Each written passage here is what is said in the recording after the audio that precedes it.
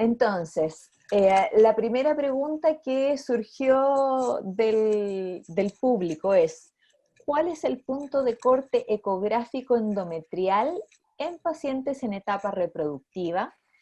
Y por otra parte, si usted le asigna alguna importancia al aspecto de ese endometrio y a su flujo Doppler. Bueno, la verdad que no es que exista un punto de corte. Lo que yo mencioné es que la mujer premenopáusica, con un endometrio igual o menor a 10 milímetros, era factible hacer un tratamiento hormonal si es que no había factores de riesgo, y por lo tanto no estamos obligados a biopsiar. Esto no significa que por alguna circunstancia especial debamos hacer una biopsia, ¿ya? O sea, no es que biopsiemos sobre 10 y no biopsiemos bajo 10, ¿ya? Eh, Obviamente con un endometrio de mayor grosor, probablemente el tratamiento médico, la respuesta no sea tan buena, pero una mujer nulípara, por ejemplo, intentaremos tratamiento médico en lo posible antes de biopsiar, y podremos hacerlo independientemente del grosor endometrial. Respecto del flujo, la verdad que yo no soy ecografista. Me parece que cuando hay pólipo probablemente sea fácil ver la vascularización de este. Eh, em, eh, si hay un tumor endometrial sospechoso de cáncer, seguramente también, pero en general no le asignamos un valor especial al Doppler. No sé si contesto. Perfecto. Una segunda pregunta que dirigieron a usted es, ¿cuál es la mejor manera de realizar una biopsia endometrial para conocer la etiología del sangrado uterino normal? Y si es posible realizar una biopsia PIPEL cuando existe un pólipo y si hay algún riesgo de lesionar el pedículo y causar una hemorragia, por ejemplo. Bueno, la primera parte de la pregunta corresponde a la primera pregunta de la conferencia, que yo esperaba haberla respondido. Parece que no. En el sentido de que eh, yo comencé diciendo que estamos acostumbrados a hacer el grado uterino antiguamente en todas las pacientes. Y hoy en día la biopsia va a depender de los hallazgos ecográficos, ¿ya? Si si el hallazgo es focalizado y sospechoso de pólipo o mioma, debemos ir a histeroscopía, no aspiración de legrado. Por el contrario, si el endometrio es difuso, sospechoso de hiperplasia o cáncer, bueno, podremos hacer aspiración. Y esa es la respuesta. O sea, dependiendo de la ecografía, elegiremos el método. Ahora, si yo sé que tengo un pólipo, hacerle una PIPEL no tiene ningún sentido, ¿ya? Esporádicamente yo podría extraer un trozo del pólipo y el patólogo decirme que este es benigno, pero no voy a solucionar el problema. Si yo sé o sospecho que tengo pólipo, la PIPEL no tiene ninguna indicación, y de hecho en el cuadro que yo mostré había 9 PIPEL sin muestra, de los cuales 6 eran pólipos. Entonces no tiene ningún sentido hacer una biopsia por aspiración en los pólipos. Y si así lo hiciera, no es probable que no tenga muestra y punto. No es que va a sangrar más ni mucho menos. No tengo muestra, no tengo diagnóstico. Eso. Perfecto. Vamos a ir ahora con algunas preguntas para la doctora Rogazzi. Si nos alcanza el tiempo, porque tenemos muchísimas preguntas, vamos a volver a algunas otras preguntas para el doctor Rosa. Leen entonces, en una mujer adulta joven con infertilidad primaria, virilización de los rasgos, amenorrea de origen no precisado, ¿debemos sospechar de inmediato esta patología? Bueno, primero lo que yo mostré es como un resumen de harto tiempo de seguimiento y darle vuelta a los temas. En relación, yo creo que los signos de virilización son importantes de pesquisar en este tipo de patología y ver en qué contexto se dan. Ahora, yo estoy hablando de virilización como una expresión máxima de hiperandrogenismo, más que rasgo androgénico, ¿ya? Y tú tienes que ver, por ejemplo, si se dan en un contexto de otros signos de hiperandrogenismo como acné, hirsutismo, o como signo aislado, que es lo que más te debería llamar la atención. Ahora, en relación a la amenorrea, Obviamente sí, en un estudio de amenorrea primaria, pero muchas de nuestras pacientes, yo que hago ginecología adulto, llegan con el anticonceptivo de uso de anticonceptivo. Por lo tanto, el estudio de la amenorrea siempre tiene que estar abierto a esto de que se les dio anticonceptivo para que ciclara y esto se fue perpetuando en el tiempo. Así que yo rescataría de la pregunta, obviamente la infertilidad también, como secundaria, pero que son patologías poco frecuentes, pero hay ciertos tips, ciertos signos de alerta, como por ejemplo le daría importancia a la virilización y sobre todo en qué contexto se presenta en relación al resto del fenotipo de la paciente, en relación al estudio de su gónada y el estudio genético, pensando en la disociación de estas tres partes de la identidad de la mujer. Perfecto. Lo otro que causó mucha impresión de tu conferencia tiene que ver con la fertilidad en estas pacientes. Hubo muchas preguntas y no caras, no las puedo ver, pero sí signos de sorpresa de hablar de fertilidad en pacientes que no tienen ovarios. Y muchos nos preguntaron incluso si las técnicas de ovodonación están disponibles en Chile. No sé. Bueno, no es mi tema. Me dedico a fertilidad, pero sí, obviamente, se ha avanzado mucho en ese sentido y uno pudiese tomar el ejemplo de estas pacientes posmenopáusicas de edades muy avanzadas que con ovodonación logran embarazos, todos estamos al tanto de eso. Y personalmente he tenido pacientes, dos se me vienen a la mente, que tienen insuficiencias ováricas, prematuras y que después en etapas avanzadas han logrado embarazo con el suficiente soporte hormonal y con óvulos de mujeres jóvenes, que esa es la intención de la ovodonación. Así que sí hay técnicas de fertilización asistida con ovodonación en Chile, sí, en más de un centro. Sí, de hecho hay un programa nacional al que pueden acceder algunas pacientes, así es que la posibilidad está. Así es, así es. Una última pregunta que hicieron respecto a tu conferencia es, ¿qué pasa cuando esta mujer se embaraza? ¿Cómo se maneja el hiperandrogenismo para evitar las repercusiones sobre el feto? Bueno, básicamente estas mujeres no son hiperandrogénicas. Ellas tienen signos de virilización, pero no secundario a un aumento de andrógenos plasmáticos. O sea, no hay una relación entre la virilización que uno ve en la clínica y lo que uno espera, lo que uno ve en el laboratorio.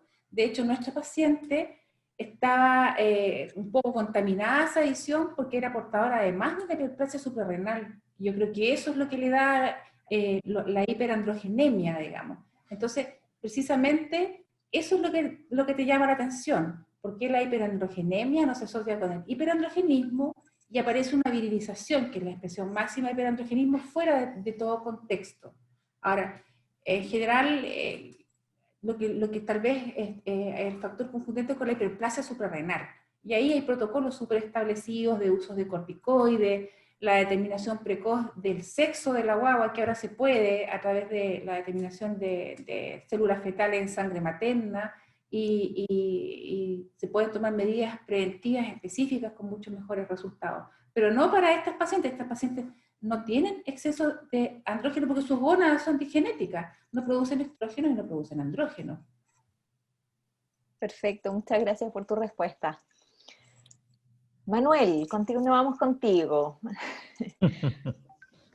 Mira, aquí hay varias preguntas entretenidas. La primera, ¿qué recomendación sencilla darías a una mujer que es normopeso, que se alimenta bien, que hace ejercicio y que no quiere subir de peso durante el climaterio? ¿O es que todo está perdido y se tiene que resignar? Mira, en general, este aumento de peso que hablábamos de 0,5 kilos por año es prácticamente imperceptible. Por lo tanto, la recomendación para todas las mujeres, como decía mi maestro, el profesor Birkhäuser en Suiza, menos es más. Es decir, no necesitamos medicarla, no necesitamos usar ningún medicamento para el control de su peso y por lo tanto mantener una dieta mediterránea en la cual un vaso de vino está permitido y hacer ejercicio por lo menos 60 minutos 3 veces a la semana y por lo tanto con esa condición va a disminuir su riesgo cardiovascular, probablemente va a aumentar su nivel de endorfinas y no va a tener un aumento de peso que para ella sea o le vaya a generar una situación de incomodidad y de estar disconforme con su cuerpo. Bien.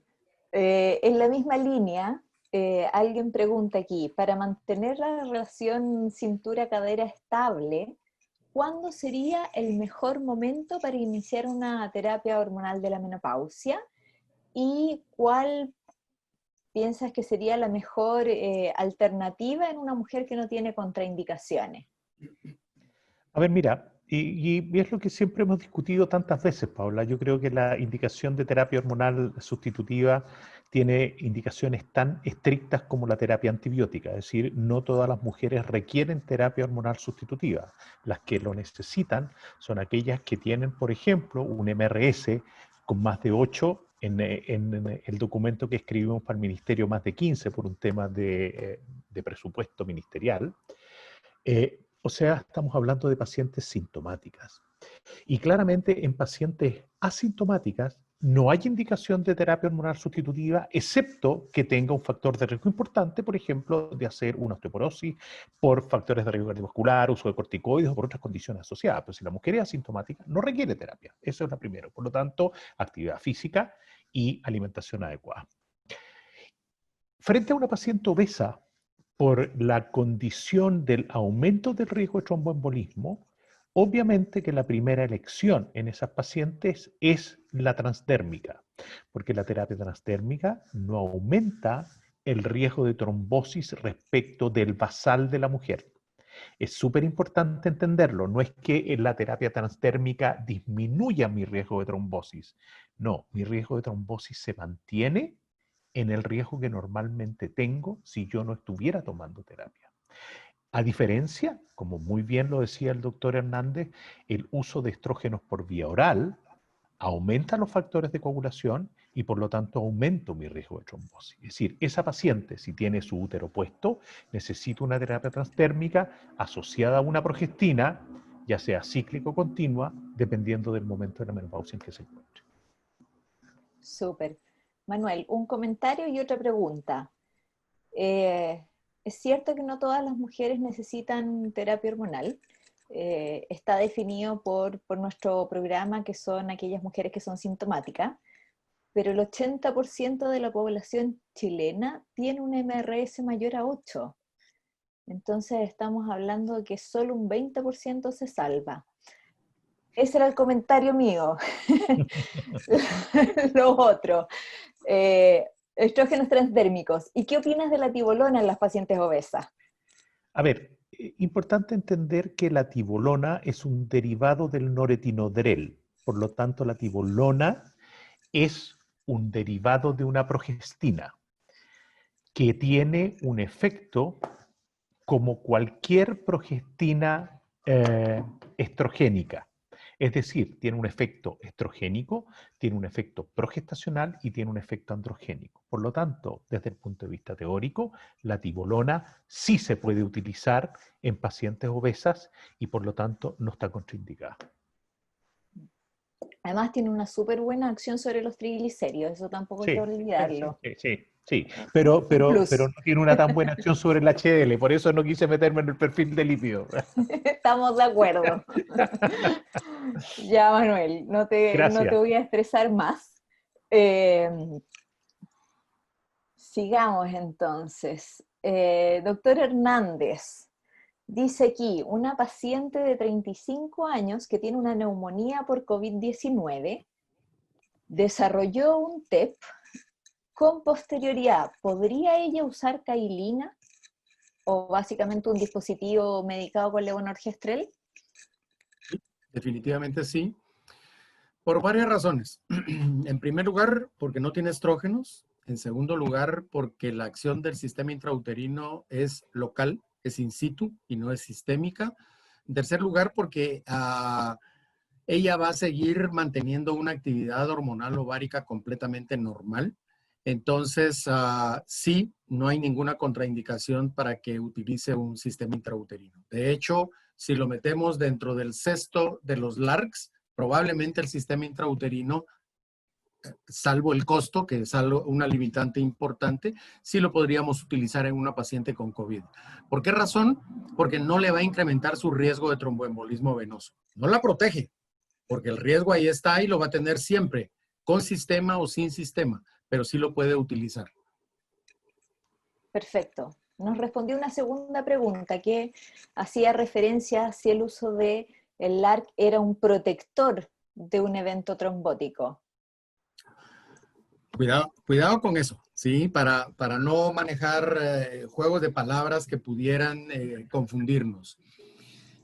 Si bien es cierto, cuando hay la posibilidad de un tromboembolismo venoso o hay una modificación negativa de los factores de coagulación que depende específicamente del estrógeno, sobre todo del estrógeno sintético, el utilizar un LARC o utilizar un sistema intrauterino o utilizar una píldora de solo progestina no está protegiendo a la mujer contra tromboembolismo venoso, sino simplemente está disminuyéndole el riesgo que puede tener si a cambio pensamos en un anticonceptivo oral combinado con estrógenos. Entonces, lo puede usar con una relativa seguridad y tranquilidad porque no le va a incrementar su riesgo de tromboembolismo. Pero, por ejemplo, esta joven de 35 años que tiene COVID, que desarrolló un tromboembolismo venoso, ella per se ya lo desarrolló.